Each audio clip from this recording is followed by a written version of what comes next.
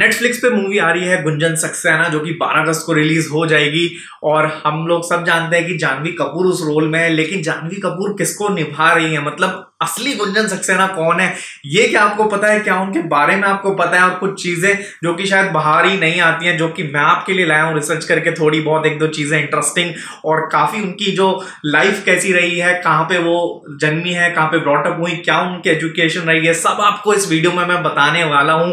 Shooting के दौरान भी एक किस्सा जो कि जानवी कपूर के साथ हुआ था, तो मैं वो भी आपको इसमें लेके आया हूं। तो सारी चीजें आपको बताऊंगा इस वीडियो में, क्योंकि हम बात करने जा रहे हैं असली गुंजन सक्सेना की इस वीडियो में। तो जय जय, नमस्ते, सत श्री अकाल, आदाब, कैसे हैं सबके हाल चाल? मैं नमंजन आपके लिए लेके आ गया हूं थोड़ी सी अलग और इंटरेस्टिंग वीडियो आज, क्योंकि हम लेके आते हैं रिव्यू आपके लिए, और फिल्मी रिव्यूज तो हम लोग लेके आ ही रहे हैं, लेकिन आज मैं आपको बताने वाला हूं गुंजन सक्सेना, द रियल गुंजन सक्सेना, जिनको द कारगिल गर्ल भी बोलते हैं, उनकी स्टोरी। तो काफी इंस्पायरिंग स्टोरी है और काफी बढ़िया है। तो मैं जल्दी से शुरू कर देता हूं, लेकिन अगर चैनल पे पहली बार हो तो प्लीज चैनल को सब्सक्राइब कर देना, बिना सब्सक्राइब करे मत जाना यार। आपके लिए ऐसी वीडियोस लेके आते रहेंगे हम लोग हमेशा, ताकि हम लोग आपके लिए कंपेयर कर सकें। तो असली गुंजन सक्सेना की बात करते हैं। गुंजन सक्सेना का जन्म हुआ था 1975 में लखनऊ में, और वो एक आर्मी बैकग्राउंड से थी, यानी उनके फादर, जो कि मूवी में है पंकज त्रिपाठी, जो दोनों ही उनके भाई और पिताजी आर्मी में थे, और वो एक आर्मी बैकग्राउंड फैमिली से थी।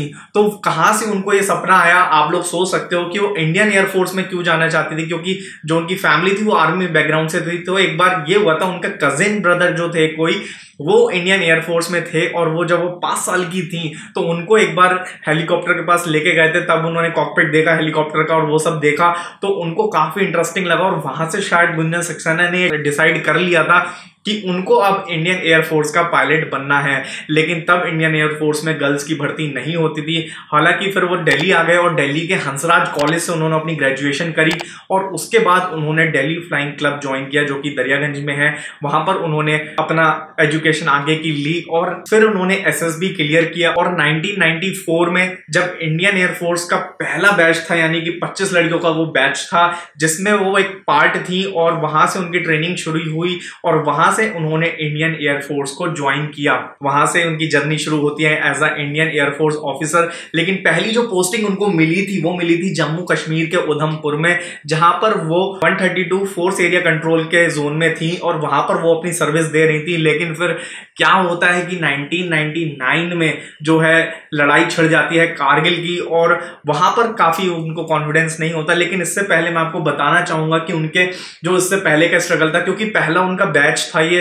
तो जब उधमपुर में वो गए थे, तो वहीं पे जो हमने ट्रेलर में देखा है, थोड़ा सा उनके साथ जो डिस्क्रिमिनेशन वाला पार्ट दिखाया है, तो एक्चुअली वो बात ये थी कि पहले जो वुमेन्स थी, तो वहां पे फैसिलिटीज नहीं थे वुमेन्स के लिए इतने सारे, मतलब टॉयलेट्स वगैरह नहीं बने थे, चेंजिंग रूम्स नहीं बने थे, तो वहां पर उनको थोड़ी सी तकलीफ हुई थी, और वो एडजस्ट नहीं कर पा रहे थे। और काफी ज्यादा जो मेल ऑफिसर्स थे उनको भी एक अलग सी सिचुएशन थी, क्योंकि पहले कभी वुमेन्स के साथ काम नहीं किया गया था, तो वहां पर थोड़ी सी दिक्कतें आई थी। तो वो एज अ मूवी में डिस्क्रिमिनेशन वहां दिखाया गया है। लेकिन काफी गुंजन सक्सेना ने अपने एक इंटरव्यू में ही ये बोला था, जो असली गुंजन सक्सेना है, कि उनसे पहले, मतलब जो सिचुएशन एक्सेप्ट कर रही थी, उनसे पहले उनको मेल ऑफिसर्स ज्यादा कंफर्टेबल हो गए थे, और उनको ज्यादा ये बात समझ में आ गई थी। और ऐसा था कि शिफ्ट में चेंजिंग रूम में वो जाते थे, और फिर अपना जो भी चेंजिंग रूम में अपना चेंज वगैरह करते थे। तो वो सब चीजें हैं जो उनको शुरू में फैसिलिटीज नहीं थे, क्योंकि वो सब तब बन रहे थे वहां पर वुमेन्स के लिए अलग से, तो वो तब तक की वो तकलीफ आई थी। तो वो सब आई थिंक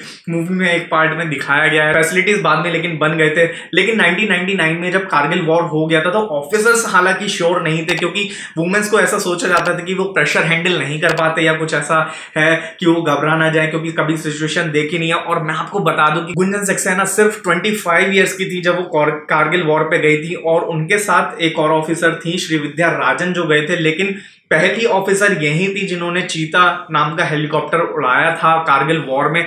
जो इनके मेन काम थे कारगिल वॉर में, वो ये थे कि वहां पर वो दुश्मनों की, एक तो पाकिस्तानी आर्मी की सारी पोजीशंस को देखते थे हेलीकॉप्टर से, कि कहाँ है पोजीशंस, किस एरिया में है। लेकिन मेन जो काम था वो ये था कि जो सैनिक घायल हो जा रहे हैं, जो इंजर्ड हो जा रहे हैं, या फिर जिनकी डेथ हो गई है, उनको वहां से लेकर आना वापस उठा के। तो काफी अच्छा ये काम था, क्योंकि एक बहुत रिस्पॉन्सिबल भरी ड्यूटी थी कि जो इंजर्ड हुए हैं उनको एटलीस्ट बचाने का काम उन्होंने किया है। और मैं आपको ये बता दूं कि उन्होंने अराउंड जो इनका ऑपरेशन विजय था, जिसका ये पार्ट थे, अलॉन्ग विद 10 पायलट्स जो थे, ये पार्ट थे सब जो चीता हेलीकॉप्टर उड़ाते थे, जिसमें कोई भी मिसाइल लॉन्चर नहीं था, सिर्फ गन होती थी और एक शॉट गन होती थी जो इस हेलीकॉप्टर में फैसिलिटी थी। तो काफ़ी सारी दिक्कतें उन्हें आई थी, काफ़ी सारे सैनिकों को इन्होंने रेस्क्यू किया उसके बाद भी, और करीब करीब जो ऑपरेशन विजय था वहां पर 900 के अराउंड आर्मी के जो जवान थे जो लड़ रहे थे उनको रेस्क्यू किया गया था। तो काफी बड़ी बात थी ऑपरेशन विजय की, जिसके लिए इन्हें शौर्य चक्र भी मिला था। लेकिन आपको पता है इनका हेलीकॉप्टर मिसाइल से बच गया था, क्योंकि क्या होता था जब ये अपना हेलीकॉप्टर उड़ाते थे, रेस्क्यू करते थे और दुश्मनों की पोजीशंस भी देखते थे, साथ में जो भी सप्लाईज वगैरह होते थे वो भी ये लोग पहुंचाते थे वहां पर। तो काफी सारी जिम्मेदारी थी। तो एक बार जो पाकिस्तानी जो आर्मी थी वो काफी सारे हेलीकॉप्टर्स को अपना निशाना बना रहे थे, IAF के, इंडियन एयरफोर्स के हेलीकॉप्टर्स को। तो एक ऐसा ही वाक्य जब ये जा रहे थे तो इनकी मिसाइल जो इनकी हेलीकॉप्टर को भी था उड़ाने की कोशिश की गई थी मिसाइल से, हालांकि उन्होंने अपनी सूझबूझ से बचा लिया था और वो मिसाइल जो पीछे का पर्वत था वहां पे जाके टकरा गया था माउंटेन पे, तो वहां पर ये बची थी। लेकिन जब आर्मी ऑफिसर्स ने इनसे पूछा कि क्या आप सही हो, तो इन्होंने कुछ भी नहीं, मतलब ऐसा जिक्र नहीं किया और इन्होंने कहा मैं बिल्कुल सही हूं और अपने ऑपरेशन को कंटिन्यू किया। तो बहुत बड़ी बात थी, बहुत बड़ा ये एक चीज होती है जो ऐसा आप हिम्मत दिखाना और धैर्य दिखाना, तो इन्होंने उसका जो परिचय दिया ये बहुत ही अच्छी बात थी एक वुमेन होने के नाते भी, और पहली बार ऐसी सिचुएशन होने के नाते। 25 साल का मैं भी हूँ यार, अगर मैं ऐसी सिचुएशन में फंस जाऊंगा तो शायद मैं यही कहूंगा कि यार पहले तो एक तो हेलीकॉप्टर ही उड़ाना नहीं आता, हम तो बस अपनी बाइक ही उड़ाते हैं लेकिन फिर भी ऐसी सिचुएशन से टैकल करना बहुत डिफिकल्ट होता है जब आप पहली बार कुछ ऐसा कर रहे हो। हम लोग इमेजिन भी नहीं कर सकते कि सोल्जर्स हमारे लिए क्या क्या करते हैं, और ये सब उन्होंने पहली बार में फेस किया और शौर्य अपने नाम किया और कारगिल गर्ल का खिताब भी इनको उसके लिए मिला। इसके अलावा जो बात थी ना, जब इनसे पूछा गया इंटरव्यू में कि क्या इन्होंने इतना डिफिकल्ट जॉब को कैसे दिया, तो इनका ये आंसर था कि ये हमारा एक कर्तव्य था और ये मेरी जॉब थी कि मुझे अपने ऑफिसर्स को बचाना है, और जब आप किसी की लाइफ बचाते हो तो वो बहुत ज़्यादा अहमियत रखता है और काफ़ी अच्छा आपको लगता है। तो ये उनकी ड्यूटी थी और उन्होंने सिर्फ अपनी ड्यूटी पूरी की। मतलब इतना अच्छा काम करने के बाद भी अगर आप ऐसी सोच रखते हो तो सच में सैल्यूट है ऐसे सारे आर्मी ऑफिसर्स को हमारी तरफ से भी।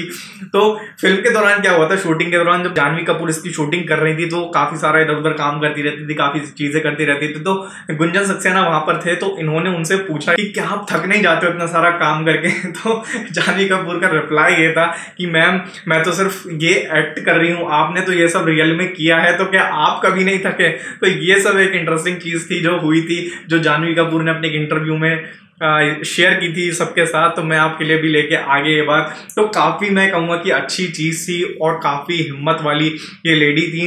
लेकिन फिर 2004 में रिटायर हो गई थी, क्योंकि तब क्या होता था कि आर्मी में जब ज्वाइनिंग शुरू में हुई थी वुमेन्स की तो वो शॉर्ट कमीशन पे होती थी, पीरियड पे, जो फुल कमीशन नहीं था तब। तो 10 ईयर के जॉब पे ही, और एज अ 7 साल इन्होंने पायलट जॉब की और काफ़ी सारे जगह पे हेलीकॉप्टर उड़ाया है। और मैं आपको बता दूं कि कारगिल वॉर के दौरान 100 से ऊपर ट्रिप्स इन्होंने हेलीकॉप्टर पे मारे थे रेस्क्यू वगैरह करने के लिए। तो काफ़ी बड़ी बात थी ये, अपनी ज़िंदगी को इतनी बार जोखिम में डालना।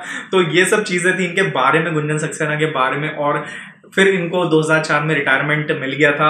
लेकिन अब ऐसा आर्मी में नहीं है, अब लॉन्ग कमीशन सर्विसेज हैं, वुमेन्स को भी सेम प्रिविलेज हैं। जितनी भी लेडीज जाना चाहती हैं इंडियन एयरफोर्स में, मैं कहूँगा कि वो लोग जा सकते हैं और फुल सर्विस उनको मिलेगा, और जितने साल तक वो करना चाहती हैं सेवा कर सकती हैं इंडिया की। ऐसा नहीं है कि 10 साल बाद उनको रिटायरमेंट हो जाएगा, हालांकि आप अपने आप भी रिटायरमेंट ले सकते हो। तो मैं यही कहूँगा कि गुंजन सक्सेना मूवी से मुझे तो थोड़ी बहुत भले ही जो भी है, लेकिन हम लोग भले ही जानवी कपूर को बॉयकट कर रहे हैं एज अ स्टारगेट के नाम पर, लेकिन मैं ये जरूर कहूँगा कि हमें ऐसे रियल हीरो की मूवी जरूर देखनी है। हालांकि मैं आपके लिए कंपेयर जरूर करने वाला हूँ मूवी में कितना असली सच रखा गया आपके लिए और क्या मसाला ठूसा गया है, तो मैं वो सब अपने रिव्यू में लेकर आऊंगा। तो आप चैनल सब्सक्राइब करना मत भूलना, और अगर बेल आइकन प्रेस नहीं किया है तो वो प्लीज कर लो, क्योंकि आपको नोटिफिकेशन नहीं मिलेगा और आप वीडियो मिस कर दोगे हमारे चैनल की। तो यही था गुंजन सक्सेना के बारे में, उनकी लाइफ के बारे में और क्या क्या उन्होंने किया है, उनके अचीवमेंट्स के बारे में। आई होप आप लोगों को वीडियो पसंद आई होगी। अगर वीडियो में कुछ भी अच्छा लगा है तो प्लीज लाइक करना मत भूलना। बाकी वीडियोस के लिंक तो आपको आई बटन पे मिल जाते हैं या फिर डिस्क्रिप्शन में आप जाके देख सकते हो। जुड़े रहो हमारे साथ, ज्वाइन कर लो हमें सब जगह पे, फेसबुक इंस्टाग्राम जहां भी आप करना चाहते हो, और हमारे साथ जुड़े रहो। ऐसे ही हम आपके लिए इंटरेस्टिंग वीडियोस लाते रहेंगे। तो चलता हूं अब मैं। जय जय, नमस्ते, सत श्री अकाल, आदाब।